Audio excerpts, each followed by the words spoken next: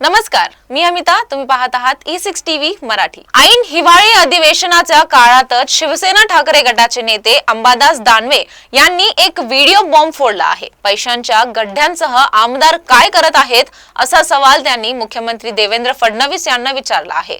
तर या व्हिडिओत आमदार नेमकं कोण असा सवाल देखील त्यांनी उपस्थित केला आहे. या व्हिडिओमध्ये शिवसेना शिंदे गटाचे आमदार महेंद्र दळवी दिसून आले. यामुळे राजकीय वर्तुळात एकच खळबळ उडाली आहे. अंबादास दानवे यांनी एक्स वर व्हिडिओ पोस्ट करत म्हटले आहे की या सरकारकडे फक्त शेतकरी कर्जमाफीला पैसे नाही, बाकी सगळं ओके आहे. जनतेला जरा सांगा, मुख्यमंत्री फडणवीस आणि शिंदेजी हे आमदार कोण आहेत आणि पैशांच्या गड्ड्यांसह काय करत आहेत असा सवाल त्यांनी उपस्थित केलाय. याबाबत अंबादास दानवे यांनी म्हणाले की सत्ताधारी पक्षातील काही आमदार त्यात दिसत आहेत. मोठ्या नोट्यांच्या गड्ड्यात त्यात दिसून येत आहेत. कोणाच्या आहेत, काय आहेत हे तपासले पाहिजे. मी याबाबत तक्रार करणार आहे. मी यात कुणाचं नाव घेत नाही, पण पोलिसांनी हे शोधले पाहिजे असे त्यांनी म्हटले आहे. महेंद्र दळवे यांनी या प्रकारावर प्रतिक्रिया दिली आहे.